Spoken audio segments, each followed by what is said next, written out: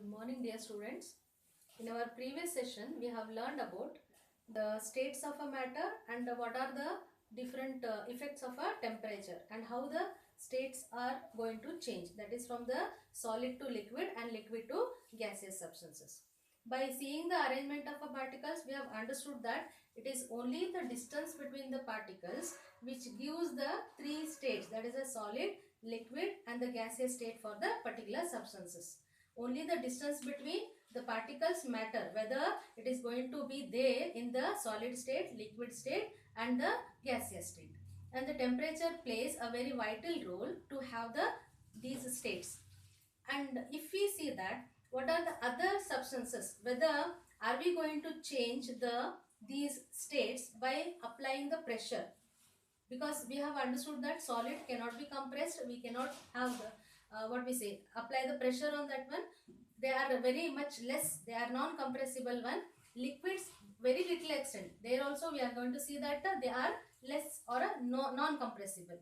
But what about the gaseous substance, are they compressible by applying the pressure? So that we are going to see now.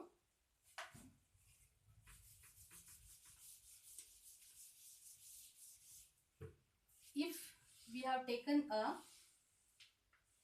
container or a cylinder in which the piston, it is fixed over there, and when this piston, as the air particles are there, they are very rare. Rare means what? They have a very large space in between them, and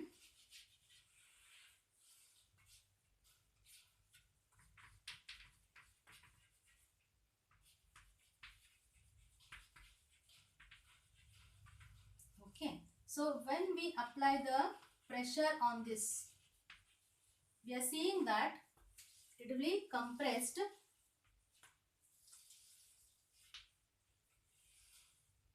to the larger extent.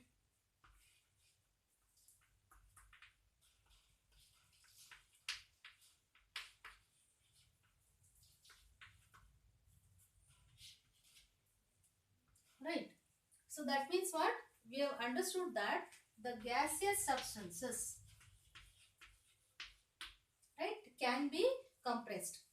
So the best example for that one, it is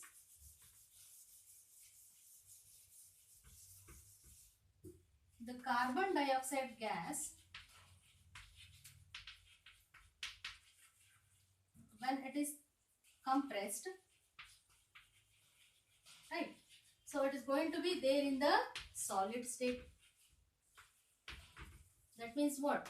It is in the, from the gaseous state it goes into the liquid and then into the solid state. But when 1 atmospheric pressure it is applied on that one, we are going to see that, right, it is stored under the high pressure. It is stored under the high pressure. So when it is released, right, into the 1 atmospheric pressure,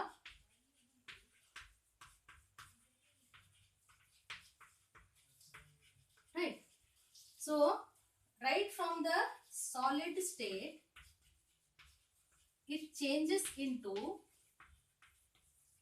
the gaseous state, right from the solid state directly it goes into the gaseous state. That means what? That much of the compression we are able to see over here. So that means under the pressure, that is a gases can be compressed when they are applied pressure on that one. And by reducing the temperature also, we are going to see that right from the solid gaseous state it will be there in the solid state. That's why the carbon dioxide in the solid state, it is termed as a dry ice. It is termed as a dry ice.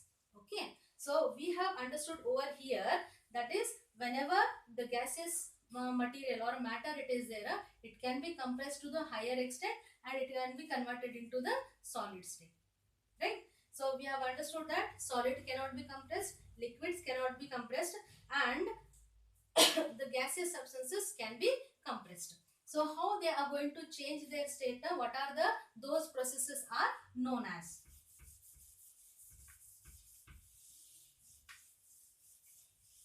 So here you have a solid, okay, and then when it is converted into the gaseous substance, right? And then it will go into the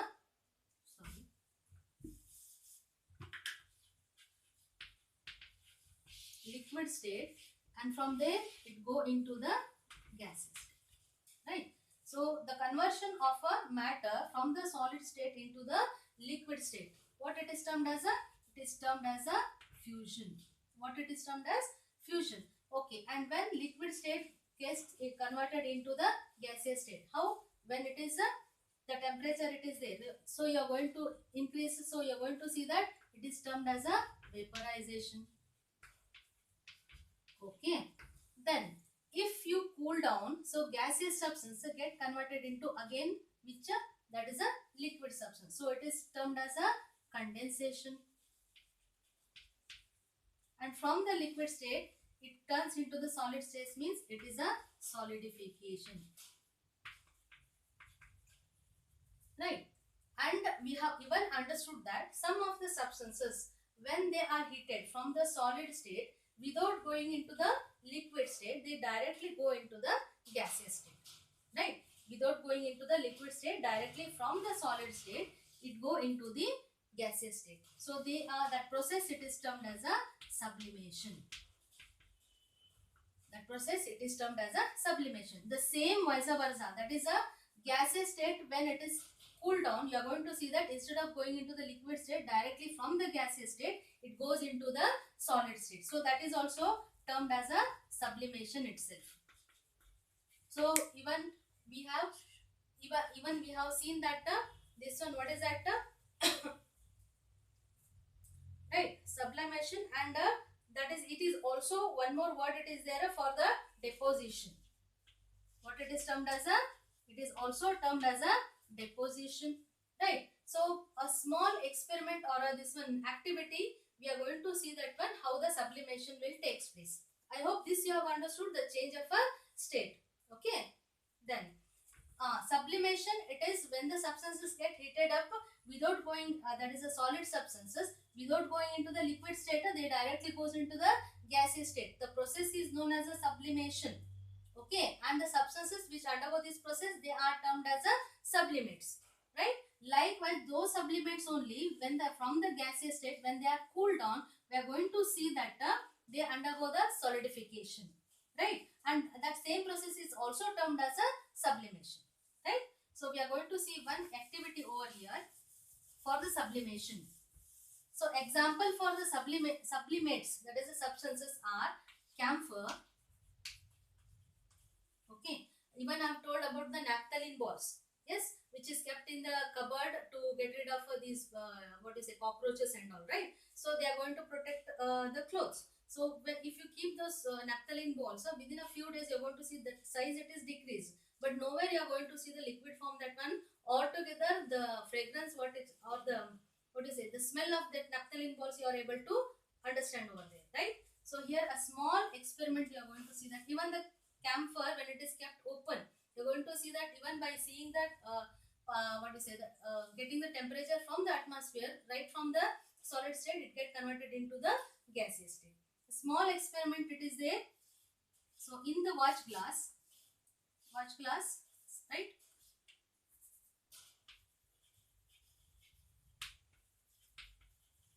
you are taking the ammonium chloride.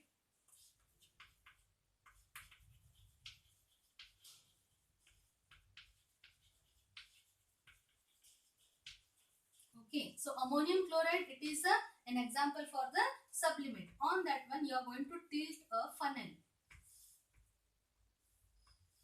The funnel is a tilted dot on that one. Tilt means heads down, and you are going to apply a cotton plug over there.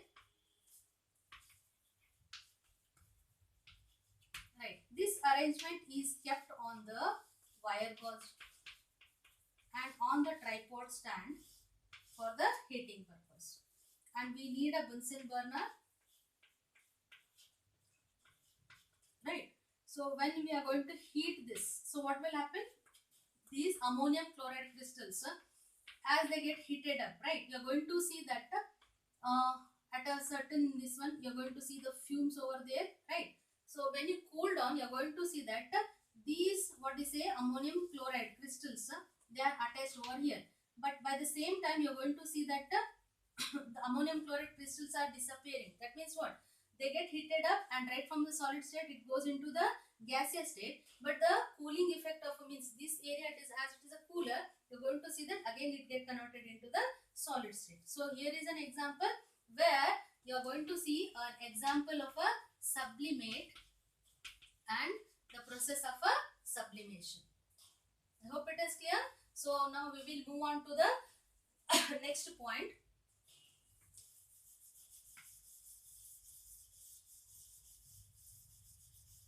Now I've told about here something like a atmosphere, right? So what is it, atmosphere? Atmosphere is,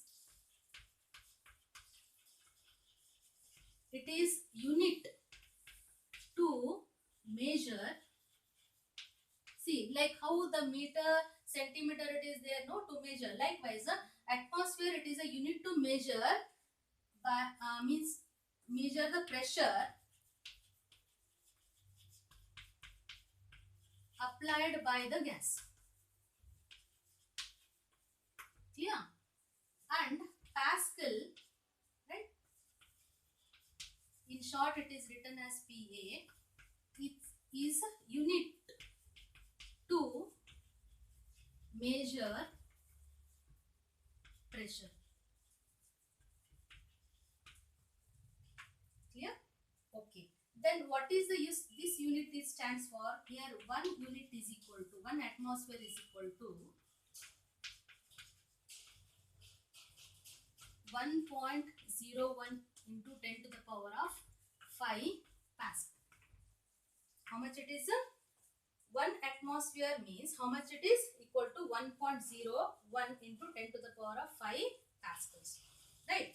So the pressure of air in the atmosphere, I told the, okay, once again I'll repeat, atmosphere, it is a unit to measure the pressure applied by the gas. It's a unit. Pascal, it is that unit which is unit, it is a unit to measure the pressure, whatever the pressure applied by any of the substances, right? Then what is the relation between the Pascal and the atmosphere?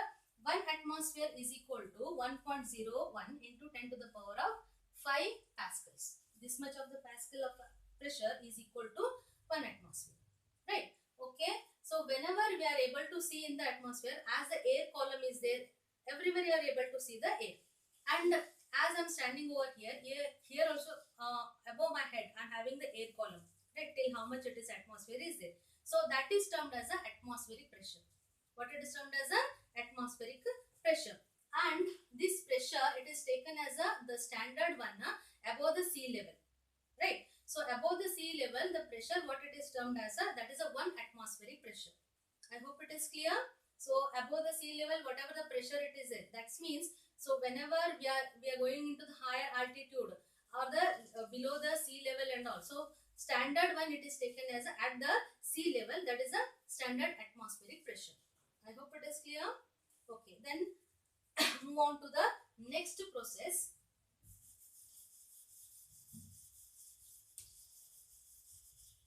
Okay, as have come across here, the sea, right? See, a big water body from which the air, the water which is present in the water bodies, it gets evaporates by the heat of a sun. Now look here, we have come across one thing which is known as a evaporation. Now look, evaporation, it is that process where the particles from the liquid, right, get converted into gaseous state. Okay, but below it's a boiling point.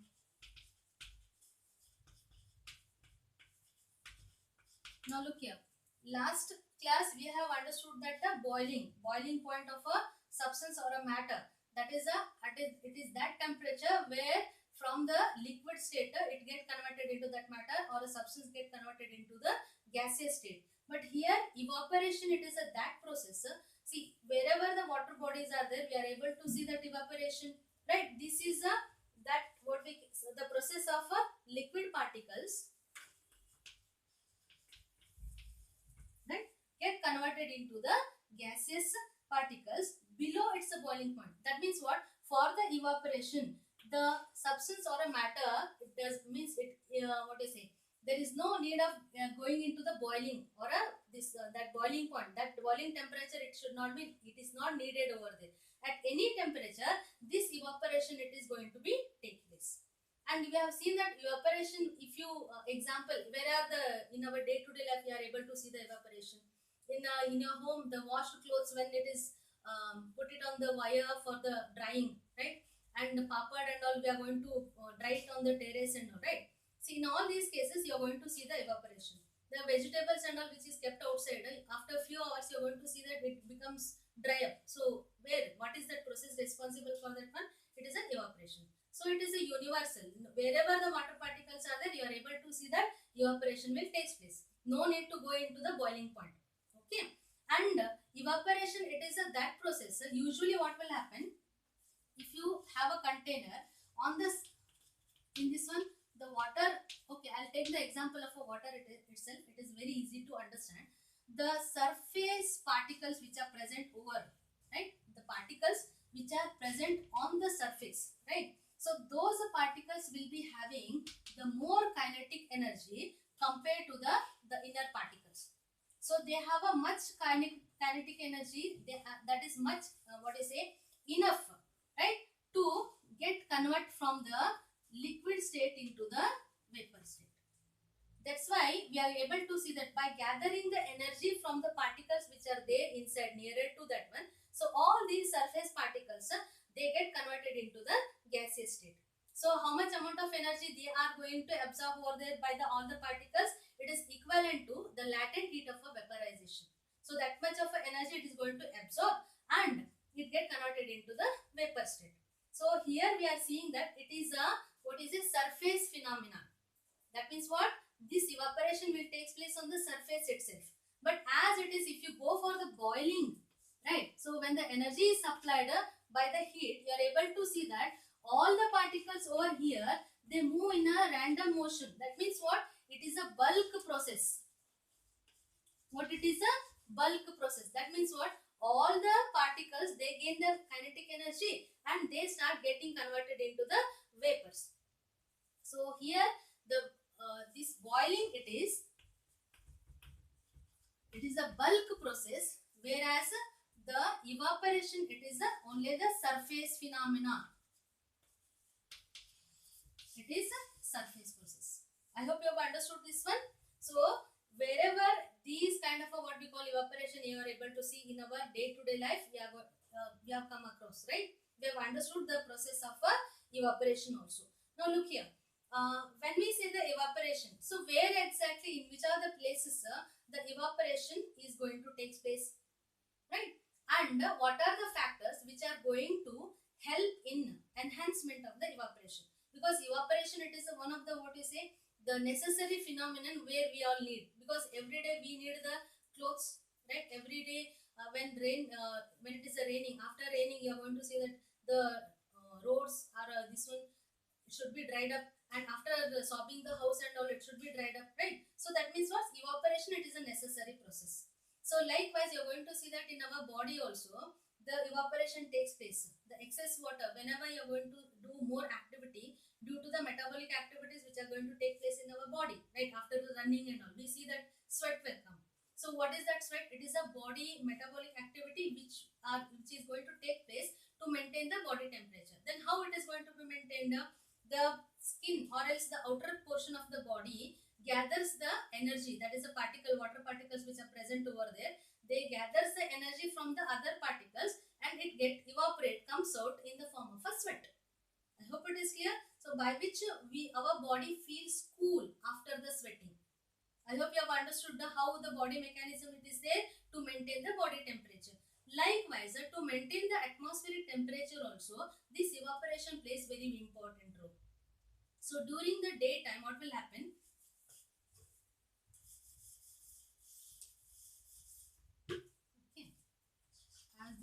mountains, you are going to see the sunlight it is there. So here it is a water body.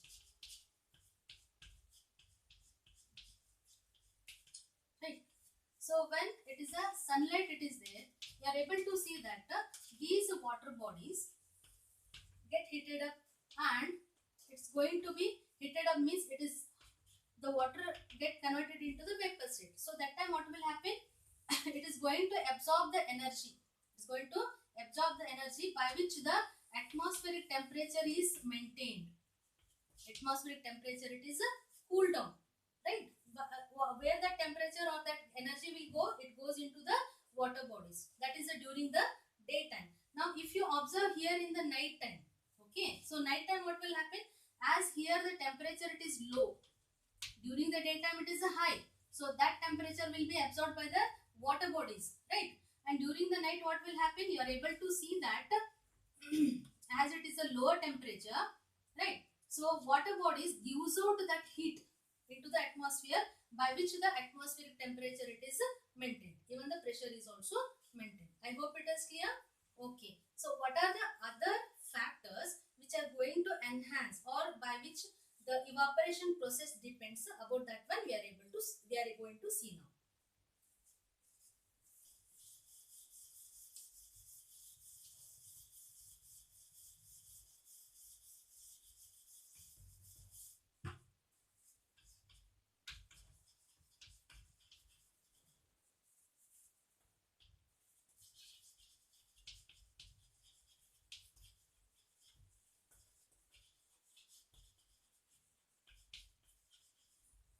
Okay. So whenever your mother will tells you to put the clothes for drying, so what she suggests, or what she insists, or what she tells you to put the clothes in such a way that you have to spread it on the wire, or that on which you are going to put the clothes, right? That means what? Why she will tell you to spread it out? When you spread it out, okay, if you keep it like that only, so what will happen? The clothes will dry fast, or if you spread it out, that time it will dry fast. So obviously when you spread it out, it's going to be the, what you say, it gets dried up very fast. That means what? Spreading means what? You are extending the area of that, this one, surface area, right? So that means what? If the surface area it is wide, you are able to see that more evaporation will take place. The simple, if you take a glass of water, right? The same amount of a water, if it is kept in the open vessel or a plate, right? In after 2 or 3 days, if you observe, in which of the, what we call the container, whether in the glass or in the plate, the more water get converted or evaporated? Obviously not in the glass, it is in the plate. So what does it indicate? If the surface area is more, evaporation is more. So that means what? The first factor on which the evaporation it depends is the surface area, right? That's why whenever you are given hot milk to drink or a tea to drink, you will be prefer to take that what you say, the tea or a milk in the open saucer. Yes or no? So the first factor on which the evaporation it depends, it is a surface area. Okay. Then the second thing is, right, if the water, see, drying up of a cloth, the same example I'll take. During the, now as it is a rainy season, you are able to see, right? Even in the winter also, right? Do the clothes will dry up very fast in the rainy season, or else in the hot summer? Obviously it is in the hot summer. What might be the reason? It is nothing but the temperature which is there in the atmosphere, right? So higher the temperature, more will be the evaporation. I hope it is clear. So the same thing, the second factor on which the evaporation depends is a temperature. I hope it is clear. Okay. The third thing is, if the atmospheric temperature, if it is a more, then you are going to see that the evaporation it is also more. That's it. The third thing, as the same example I'll take, as during the rainy season, you are finding that the clothes will not dry fast. The same reason. What might be the reason over here? One thing, it is a temperature it is less. The second thing is, you are able to see the humidity in the surrounding. So what is this humidity? Humidity is nothing but the water content present in the air, right, in the surrounding. It is termed as the humidity. So more will be the humidity means in the air also, or the gaseous substance, they have a capacity to hold that water particle up to the certain extent. If the more humidity is there, that means what, already the air in the surrounding will be having the more content of water particles. Therefore it cannot take the water particles more. Therefore evaporation from the any of the substances, it takes place very less. I hope you have understood. So that the next point, it is a humidity, that is nothing but the water content which is present in the atmosphere. I hope it is clear.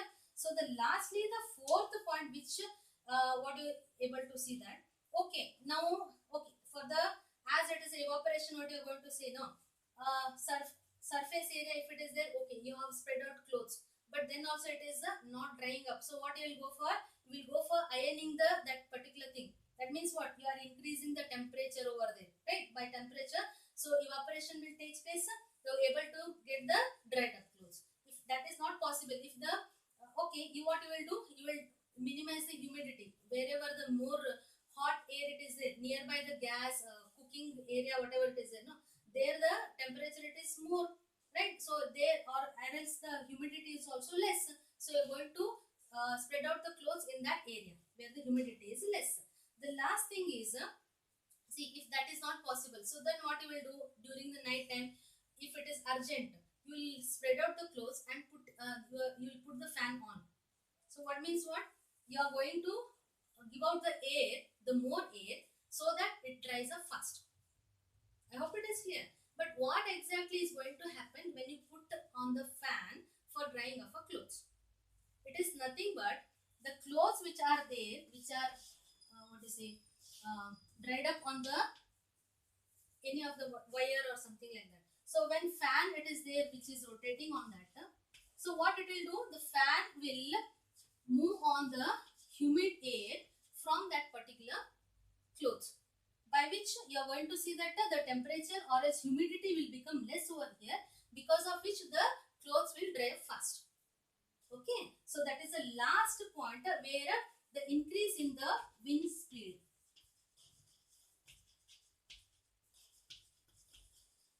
So what it will do?